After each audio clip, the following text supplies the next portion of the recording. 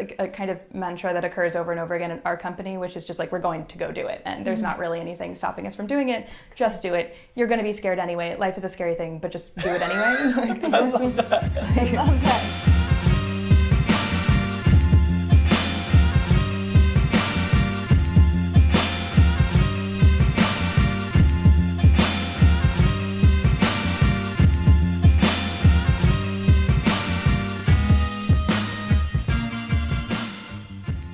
Hi, I'm Bayou Bennett. And I'm Daniel Lear. Welcome to the Dream State, where we empower you with strategies to make your dreams come true.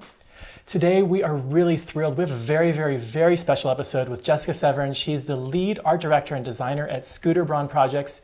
You know this amazing company for their music artists, probably like Little Dicky, Ariana Grande. Jessica, thank you so much for joining us. Thanks for having me, guys. I'm excited to be here. Jessica, how did you get into doing what you do today? Like, what was your journey to this point?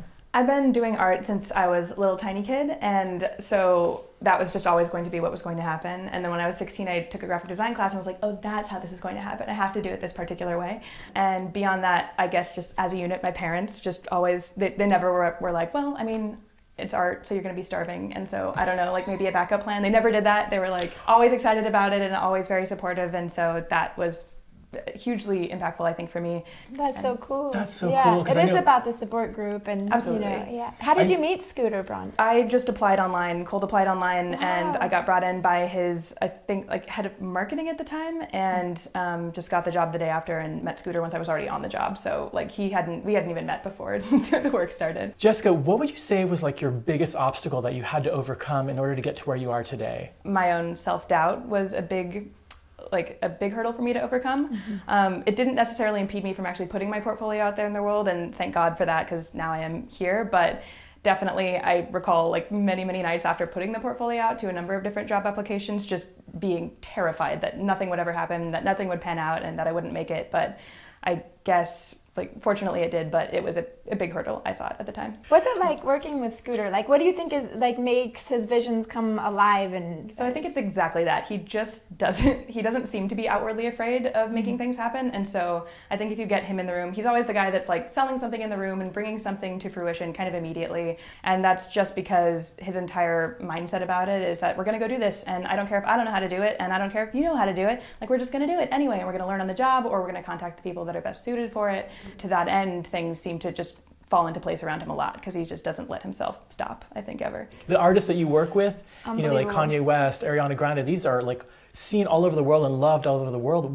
What steps does one need to take to sort of like start to get to that level of branding? In order to actually be working in a commercial sense, I think you kind of just have to eventually doing it. You kind of learn on the job a lot with like large scale brands. Once I was actually in the atmosphere to like be with those artists and to be putting out that work, then it started to fall into place a little bit more naturally. So it's a little bit tough to prepare for. I think. One thing I noticed with, you know, different people, like celebrities and, you know, musicians we've worked with, like Coldplay or Lindsey Sterling, they have a very distinct personal brand. They do specific kinds of projects. They dress and they look and they talk a certain way, like even like Rihanna very much. Or, absolutely. You know, Katy Perry. Is it important to have a very distinct style to stand out, would you say? So to that end, I think absolutely you need to have a very specific sort of like suite of looks that would like accompany these people. So it would absolutely be the costuming, and it would be the outfits they wear on the day-to-day. It would be the way they present themselves on social media, even the way they talk. So it all should look like you've just entered into this specific world that revolves around this person, and you can identify it from anywhere.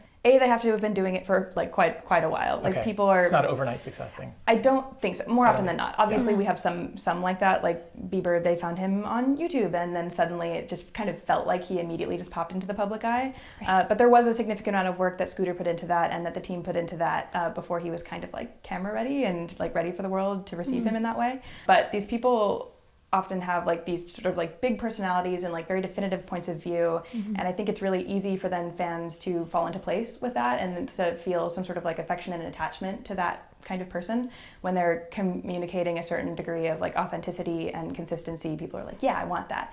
And so I think that's one of the biggest sort of foundational things for them. So like having a specific voice then? Yeah, absolutely. Okay. And a specific world? Yes. Now, out of the artists that you guys work with, which one would you say has the most interesting brand that like you're like, oh my God? I guess Bieber is probably one of my favorites to work on if I'm thinking at that level of artist. It seems as though he focuses pretty heavily on the music side of things and is kind of happy to let like the professionals of visuals take over the rest of that. it. I love that. And sometimes you have people that know exactly what they want in that sense, but Justin is definitely very open to other things. And so that has kind of segued into us being able to invite a lot of really awesome top of their game creatives onto the project. And I'm sort of trusted to do a lot of it, and all of that's been really, really fun. So what do you think's been the most successful thing for artists on social media? For the really big acts, they're able to kind of just allow people into a sort of slice of life on socials. So if they're talking about the thoughts they had that day, or kind of what they're eating, or just being a little bit more like jokey or like informal on socials, that is something that people seem to really love. But when you're a smaller act, I think it's also important to have to be consistently presenting that visual world that we were talking about, like posting all the time, letting people into your world. That's really important for the fans. Now, I just had kind of a follow-up question on branding, and like you talked about graphic design, and there's music videos, and there's photo shoots, and there's like hair and makeup and styling. Like, so say where I'm an independent artist, like what kind of team would I need to surround myself with to get like the basics of my visual branding down?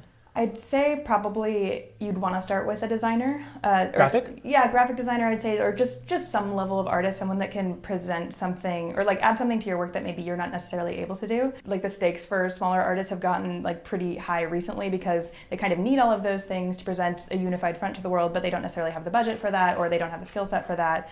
So I think at that point, it's just like the sheer volume of stuff you're putting out into the world. As long as you're putting your work out into the world, that's okay. And then from there, probably like a visual artist of some kind to accompany the work is important. Maybe a manager. It's possible that you might be able to get attention yourself, I think. What would an artist have to have, right, for like someone like Scooter to like be interested? They just have to be really fucking talented. I mean, he will care about that if someone is just consistently good, and it just has to be like a certain caliber of artist at some point. He doesn't necessarily pick up acts that are like really small and need like a ton of development, but he'll pick up just the exceptional people at any age, at any area. So we've had a couple different acts come into the studio that are like 13, but their voice is so exceptional that they're kind of like worth talking to and worth seeing if there's like something to be found there. So So talent, I love that. It's all about talent. It's all about talent. It's all about talent. That's all he wants. Jessica, totally. Thank you so much for kind of like helping us understand what it takes to get to top level creativity, to achieve worldwide audience. Well, thank you so much for having me, you guys. It's been an absolute pleasure being on the show. Super cool. Well, you guys, thank you so much for watching The Dream State with Jessica Severn from Scooter Braun Projects. Please like, subscribe, and comment. And also let us know what you'd like to see in future episodes, what you'd like to learn, who you'd like to see on the show.